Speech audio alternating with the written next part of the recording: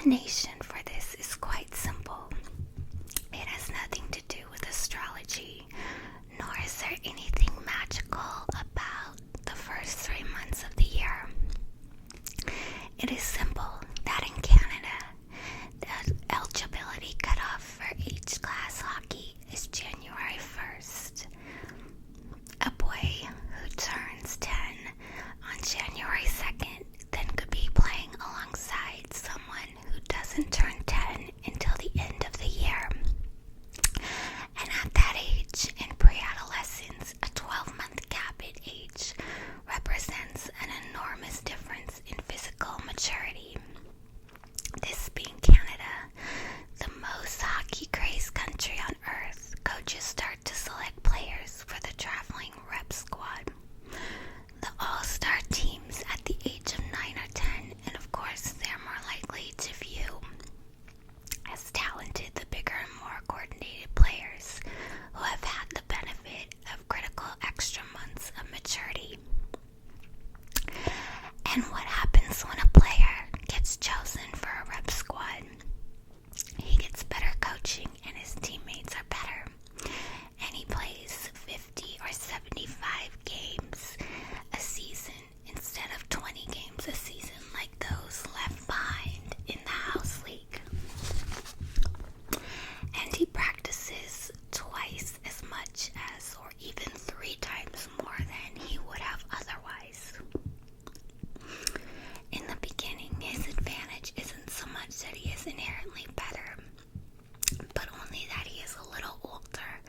But by the age of 13 or 14, with the benefit of better coaching and all the extra practice under his belt, he really is better. So he's the one more likely to make it to the major junior A league, and from there into the big leagues.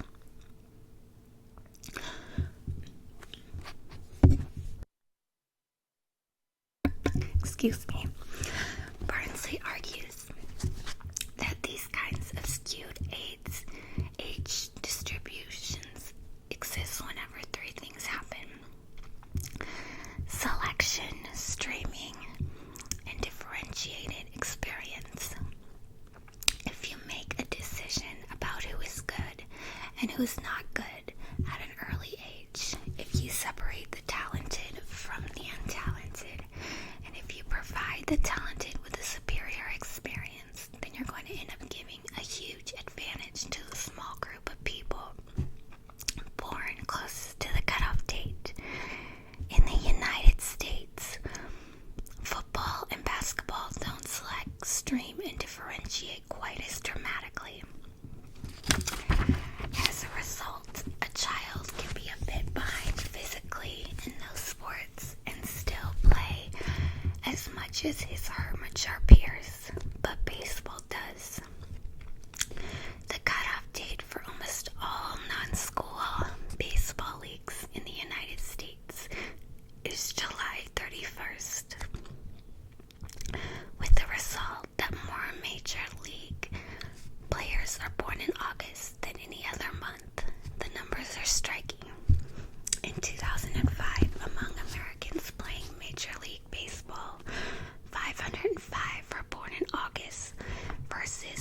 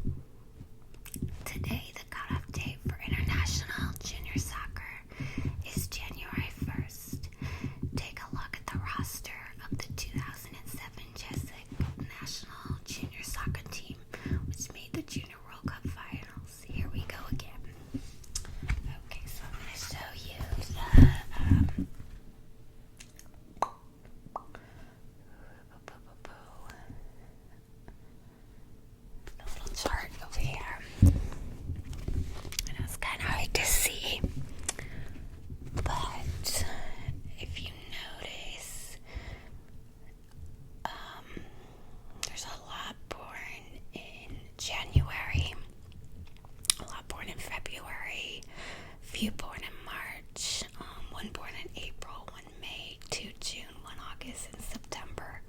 So the majority were born, in the first few months of the year. At the national team tryouts, the Chestec soccer coaches might as well have told everyone born after midsummer that they should have packed their bags and go home. Hockey and soccer are just games, of course, involving a select few, but these exact same biases also show up in areas of much more consequence, like education. Parents with a child born at the end of the calendar year often think about holding their child back before the start of kindergarten.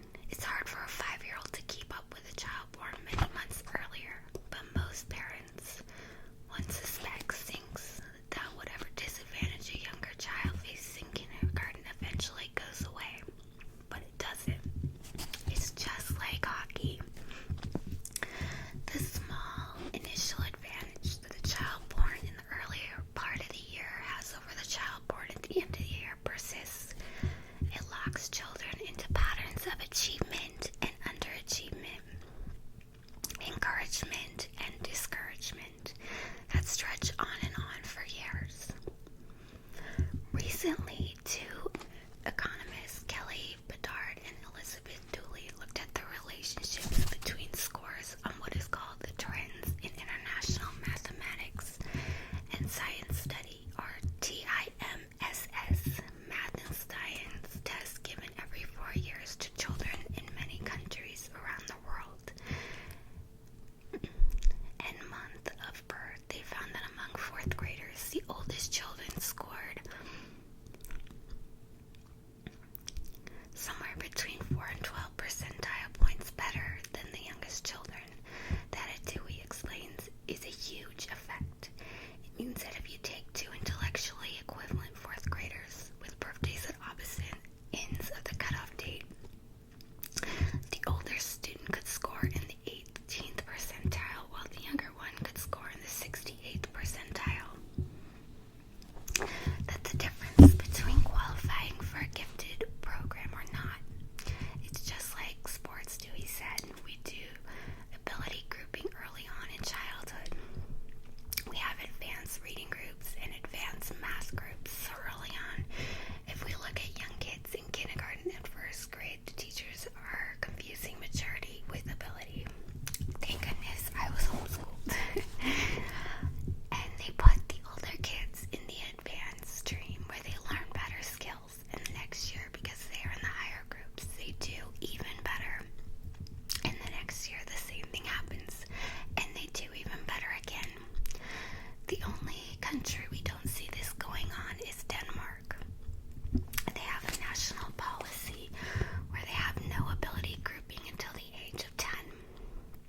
Denmark waits to make selection decisions until maturity difference by age have evened out.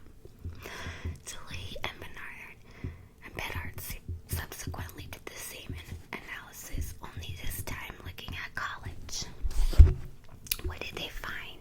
At 4-year colleges in the United States, the highest stream of post-secondary education, students belonging to the relatively youngest group in the class are underrepresented by about 11.6%.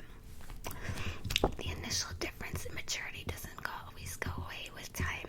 It persists, and for thousands of students, that initial disadvantage is the difference between going to college and having a real shot in the middle class and not. I mean, it's ridiculous, Dewey says. It's outlandish that our arbitrary choice of cutoff dates is causing these long-lasting effects, and no one seems to care about them. Think for a moment about when the story of hockey and early birthdays says about success. It tells us that our notion that it is the best and the brightest who effortlessly rise to the top is much too simplistic. Yet the hockey players who make it to the professional level are more talented than you or me. But they also got a big head start, an opportunity that they neither deserved nor earned. And that opportunity played a critical role in their success. The sociologist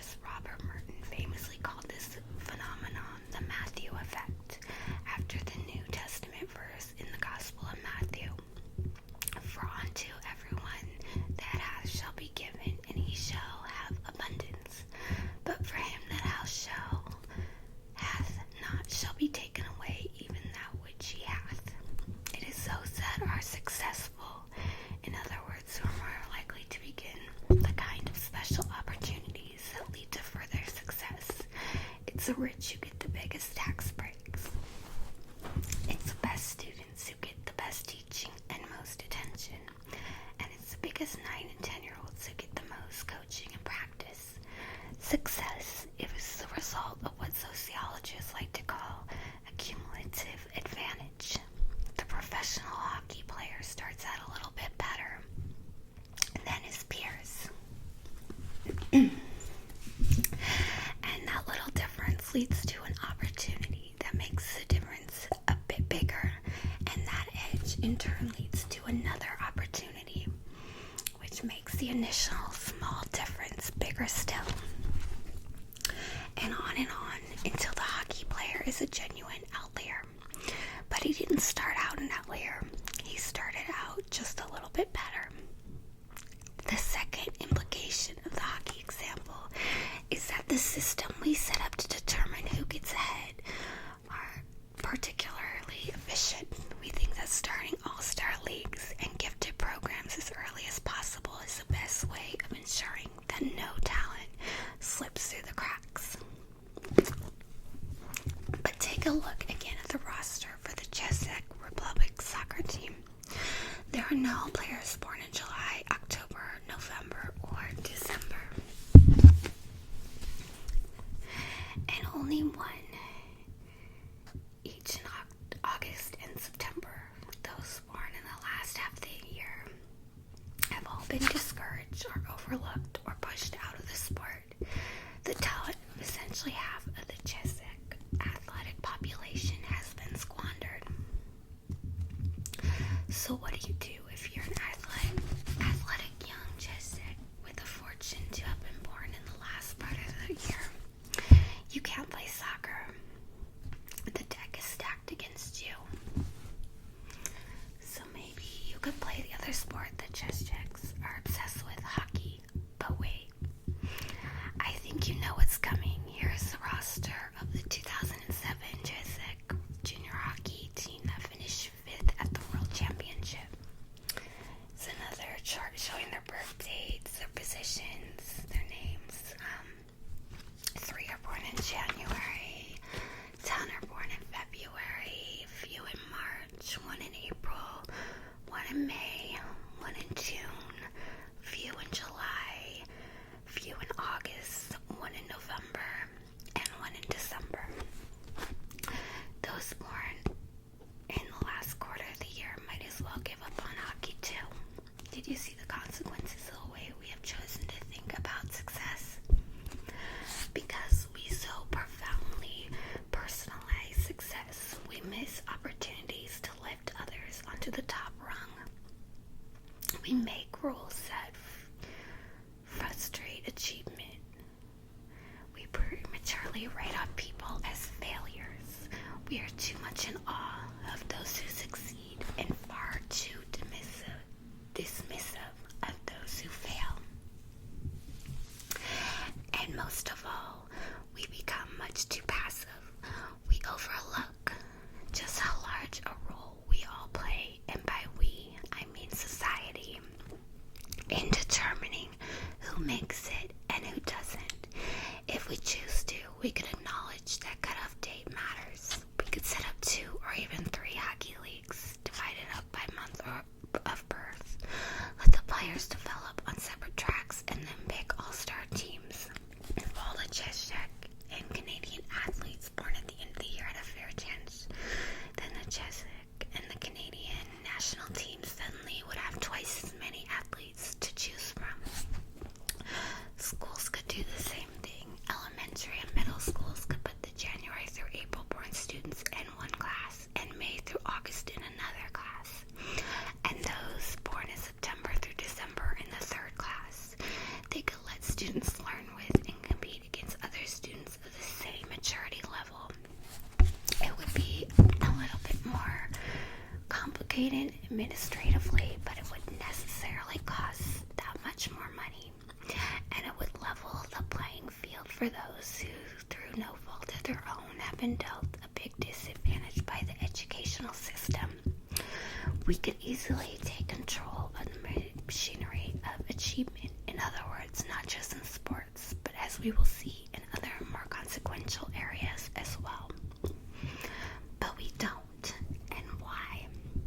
Because we cling to the idea that success is a simple function of individual merit, and that the world in which we all grow up and the rules we choose to write as a society don't matter at all.